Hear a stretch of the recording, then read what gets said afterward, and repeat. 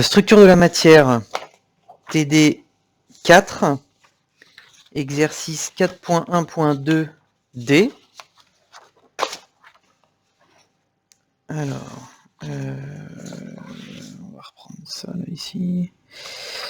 4.1.2D. D.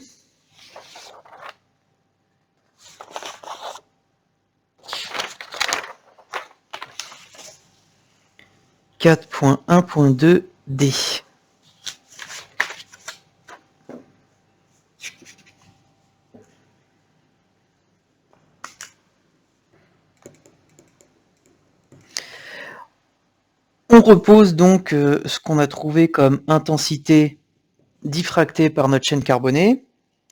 On avait trouvé 4 cos carré de pi b sur lambda sinus θ fois donc l'intensité des atomes bleus. Alors, on a le cas particulier qui nous intéresse, c'est B est égal à 1/4. Alors, c'est égal à 1/4 de A, pardon. Égal à 1/4 de A, et on a lambda est égal à 0,5 angstrom, et on a A est égal à 5 angstrom. Donc ça, c'est égal à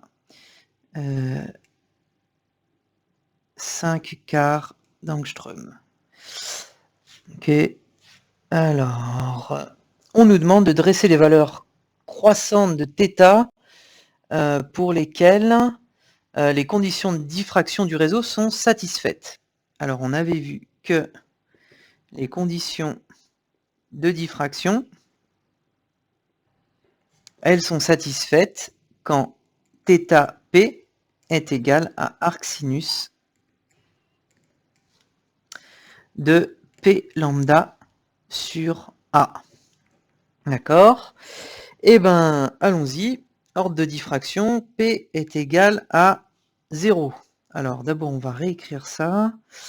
Non, il n'y a pas besoin. Donc, P est égal à 0. Alors, pour P est égal à 0, arc sinus de 0, ça fait 0. Donc, θ ici, ça donne 0. On va le mettre en degrés. Si θ est égal à 0, cos carré est égal à 1. Et donc, on a 4 fois l'intensité. Donc là, ça va être en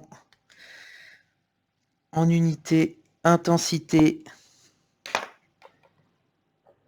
de la chaîne carbonée avec que les atomes opposition bleue, donc que les atomes pairs. On a 4 fois l'intensité lorsqu'on a... donc, ça ne va pas être ça, pardon, c'est en unité. Donc, on a intensité totale en unité de intensité si on avait que les atomes bleus. Donc ça ici, c'est l'intensité avec les atomes bleus et rouges.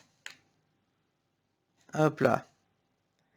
Donc ça ici, c'est bien l'intensité totale avec les atomes bleus et rouges, mais en unité de intensité atome bleu. Donc là, ça veut dire que au centre du diffractogramme, à θ égale 0, on aura 4 fois plus d'intensité avec la chaîne à 2 atomes qu'avec la chaîne à 1 atome.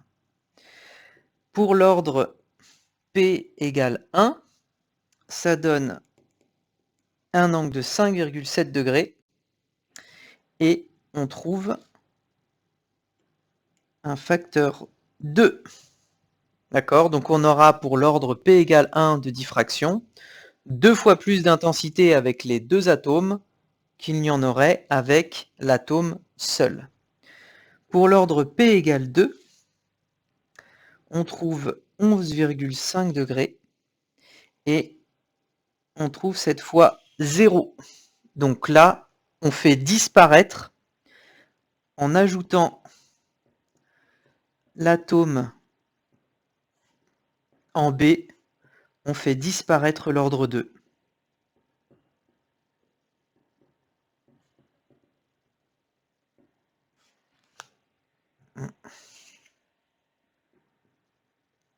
En ajoutant l'atome en B, on fait disparaître l'ordre 2 de diffraction.